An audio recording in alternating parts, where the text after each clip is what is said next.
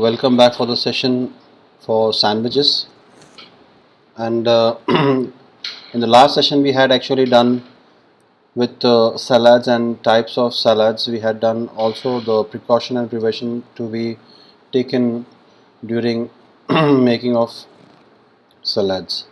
So today, the topic we are going to do with sandwiches and the parts of sandwiches. Now, to be understood, we should understand that what is a sandwich first.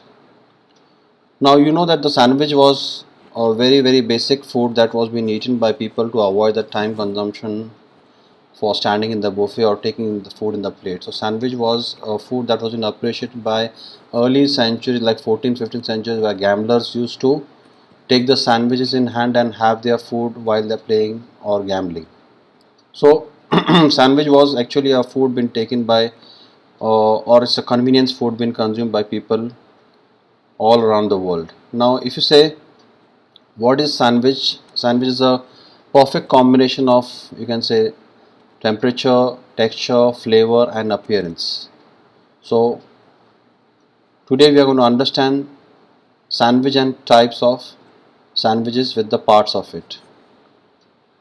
So sandwich first part is bread. Now students, bread, as you all know, in India we have seen many breads, but the most common breads used in Indian sandwiches are white breads, brown bread or loaves. But internationally, sandwiches been made with n number of breads, right from loaves, rolls, baguette breads, specialty breads like you can say ciabatta, focaccia, baguette bread. You have the shala bread, you have the tea bread, you have the Scottish bread, you have the Pullman's bread. So all of the breads are utilized for making sandwiches.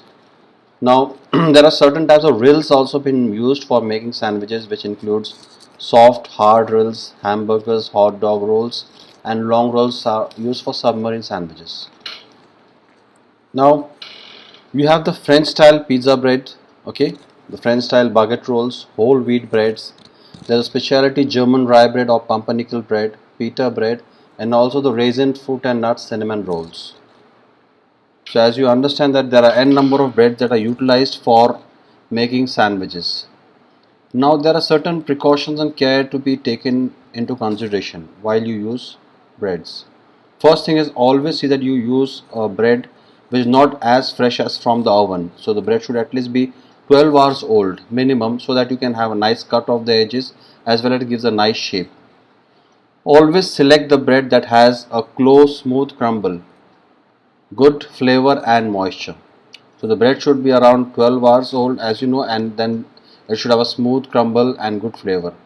The size is that the thickness ranges like for sandwich breads 3 to 8 inches to 5 to 8 inches. The thickness should be for the breads.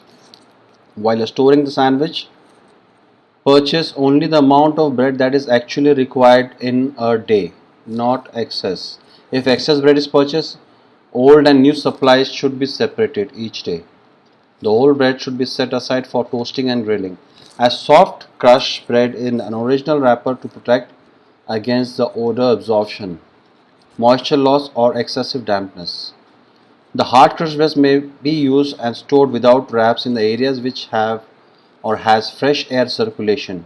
So you can say these breads have a shorter, you can say shelf life. Refrigerating bread makes it stale, as you know that, and it also spoils the texture of the bread. So if it is to be kept for more than one day, it shouldn't be frozen. So the best way to store is at room temperature with 60 to 68 degrees Fahrenheit and always away from heat and strong odor food. Then when we come on to the next part of the sandwich is the spreads. Now spreads and filling. Okay, so we'll first do with the filling part. Now what is filling? Filling is the main, you can say, part of the sandwich which gives the name of the sandwich and it gives a nutritional value to the sandwich. Now fillings such as smoked salmon, prawn, lobster, ham, tongue, brisket of corned beef or roast lamb, pork, salami, or even you can say sausages like mortadella or roast chicken, duck. These are formed as the main fillings. Now the purpose of the filling is to provide first is the predominant flavor which gives to the sandwich. Now if you have the nuts and cheese, or you can say peanut butter and banana sandwich, they give the predominant flavor. The banana and the peanut butter will give you the dominant flavor of that particular sandwich. So the filling gives the predominant flavor to the sandwich. Then you have the moisture. It gives a nice moisture to the sandwich, and it is easy for chewing as well as for consumption. Now the main body and the nutrient value is also of importance for sandwich, because this filling gives you the nutrition value for the sandwich. Then you say the basic guidelines what we have to take into consideration while you have this filling is: the filling should be pleasantly flavored, it must be tender in nature, and then it should always be of deboned meats and not of boned ones, because if you have bones into the fillings you might fall in trouble, because it might just go into the guest food and there might be a big complaint for the food. So filling must also be easy to eat, it should not be like messy. The bite size portion should be cut, meat should be cut into small pieces, even the vegetable that are used for filling should be small pieces, it should not be big size so that it can just drip onto your table or onto yourself. The filling should not hang over to the sides of the sandwich. Don't put large amount of filling so it just triple over the sandwich, and then you have a very awkward, or you can say ugly sandwich. Then storage of filling is: avoid slicing meat filling too far in advance, as they tend to dry it out and lose the flavor and moisture. So the flavor and moisture has to be kept as it is, so you have to see that you actually do the filling in the later part as you require. So most important part of the filling is, see that the filling is made as fresh as possible. Don't utilize too much of filling. See that the filling is put in the center of the bread, not on the edges. The filling when put should always be made with a balance, you can say fruits or vegetable or meat, not very strong flavoring should be used. Then we move on to next part, that is the spread.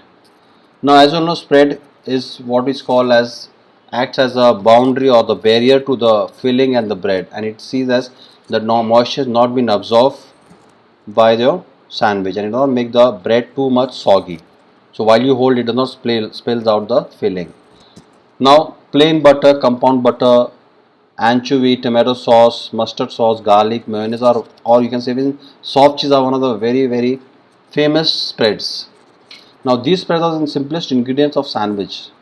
Spreads serves three purposes for the bread. Now one first thing is the spread act as a sealant for the bread, forming a moisture barrier between it and the filling. First thing is it is like a barrier, avoids a filling moisture into the bread and making it soft. Then second one is flavor of another purpose of the bread. Okay.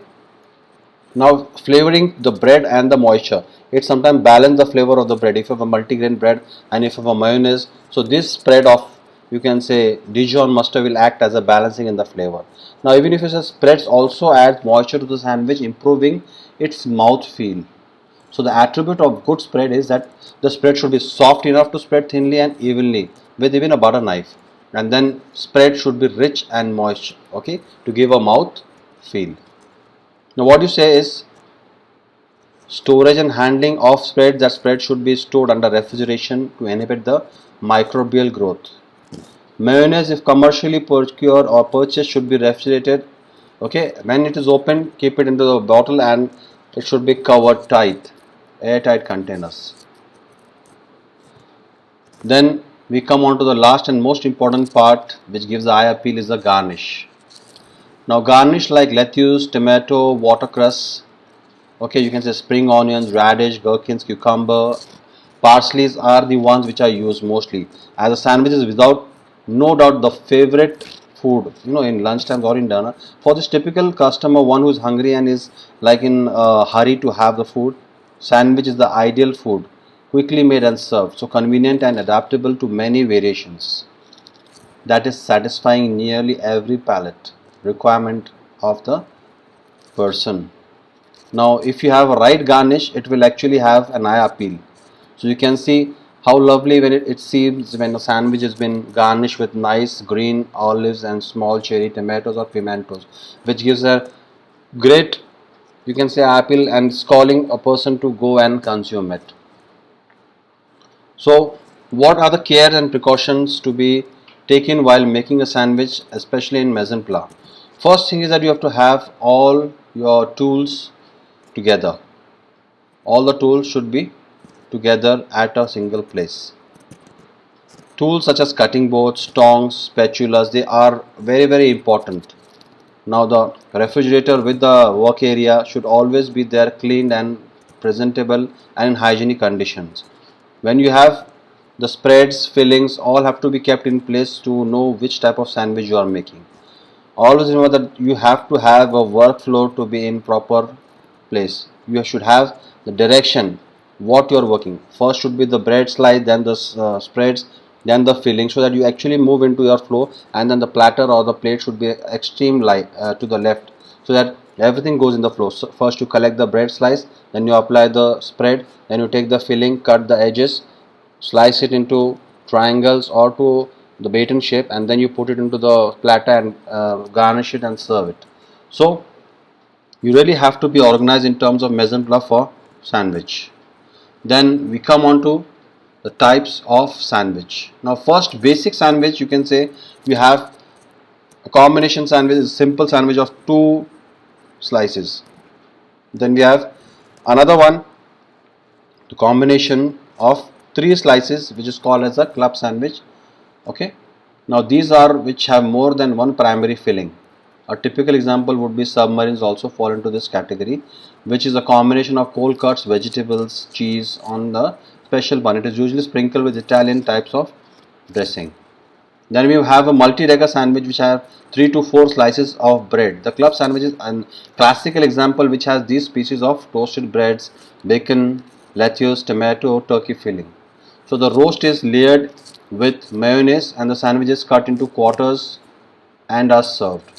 Then we come on to like conventional closed or lunchbox sandwiches, okay, which consists of two slices of bread with any filling, meat, poultry, eggs, vegetable, cheese, and are cut into triangles served with bars, cafe, sandwich bars, and restaurants. Then the tea sandwiches were a specialty of English. These are normally served in the high tea time and are much lighter in fillings. White or brown breads can also be used in these types of tea sandwich. The crust is always removed in tea sandwiches. Then we move on to the buffet sandwich. Now the buffet sandwiches are similar to the conventional sandwich which are cut into fancy shape.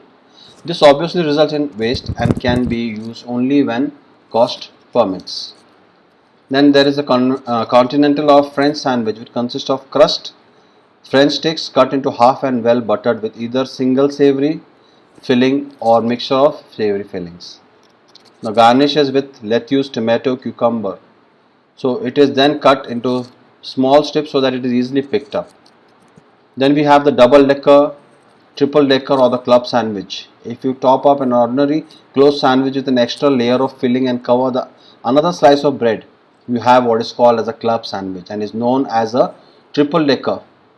Okay, the club sandwich is distinctly related to ribbon sandwich and are of good heart appetite. Then we have the open sandwich. You can see this, technically speaking, there is no such thing as a sandwich but must consist at least two slices bread. But if top slice is missing, it is called as an open sandwich. A garnished piece of bread, half a sandwich, okay, and the topping. This is referred to as continental sandwich. They can be divided into two groups slice of butter breads topped with spreads and then trimmed, or second of the elaborate kinds, which is really a, you can say, series of small or individual hors arranged for conventional steaks, okay, or slice or buttered breads. Then we move on to fancy sandwiches, which have an n list and n number of sandwiches in fancy. First one is a ribbon sandwich, wherein you have one or two types of different colored breads in which you have the filling, and those are then rolled off or into you can say sliced triangle or in the baton shape. We have the roll sandwiches in which you have the loaf of bread which is cut thin slice. The filling is put with the spreads and then rolled it off like a Swiss roll and then cut and you can say served beautifully with garnishes. Checkered board is also one of the famous types of sandwich which has been serving the sandwich with various colorful breads, brown bread, white bread as well as the pumpernickel bread. You have the pinwheel sandwich in which you have the roll sandwich and then the sandwich gateau. You have round slices of bread as well as square slices in which you put the filling and then it is served in a layer, so a big chunk has been put. Then you have the canapes. It is not really a sandwich but comes as a part of aperitif. But you have the canapes been put as the types of sandwich because it is using the bread or even the toast. Okay. So a biscuit or a puff sheets buttered and topped with meat, fish, poultry or vegetable will be termed as canapes. Then we have the hot sandwich, again not really a sandwich but a snacks or a meal. But since bread is used, it is classified as a type of sandwich. So they vary from English bookmakers to French croûte or croque monsieur. It will also include international famous sandwiches like the German Stromamax and the Swedish Lenstorm. So there are three primary characteristics of hot sandwich. You can say hot sandwich should be served hot and they must remain hot throughout. Hot sandwich can have an hot sauce, you can say, as well as an accompaniment also. So hot sandwich can be closed or open both. Then the other small categories of sandwiches could be the steak sandwich, which is actually a round rolls in which you have the steak which is sorted and then served with the filling. Then you have the hot dogs, the rolls which you have served with the sausages. A very famous rolls in the United States. It is served normally during a time you have look at the softball or football in America. And then you have the hamburger patties, which is burger patties and beef patties that is rolled off and then served. Okay. Then is the grill close sandwich, which has two slices of bread encasing the filling. So boys, these were the types of sandwiches, and in short, I'll just like to sum up the session with the sandwich making principles. First thing, soften the butter when you are using a spread. Then bread should be used at least 8 to 12 hours old. Third, smooth filling such as cream cheese should be used, which is easy at room temperature. Fourth, use a palette knife for easy spreading of the spreads. Then fifth, identical spread should be between 12 to 14 hours. Butter other slice of the bread which forms a sandwich. Okay. Buy sliced bread whenever possible. You are slicing the bread yourself, so pile up the slice in order they have been cut, not haywire up and down. You might not get then the equal cuts, and then arranging them into sandwich will be a problem. Sufficiently use filling, not more neither less. Meat should be cut into even size, edible size, not bigger size. Be aware of dry meats, and once cut, wrap the sandwiches in a wax paper foil or cling wrap to keep them fresh. So students, with this we end with the session of sandwiches. Hope you have enjoyed the session. Thank you very much and have a nice day.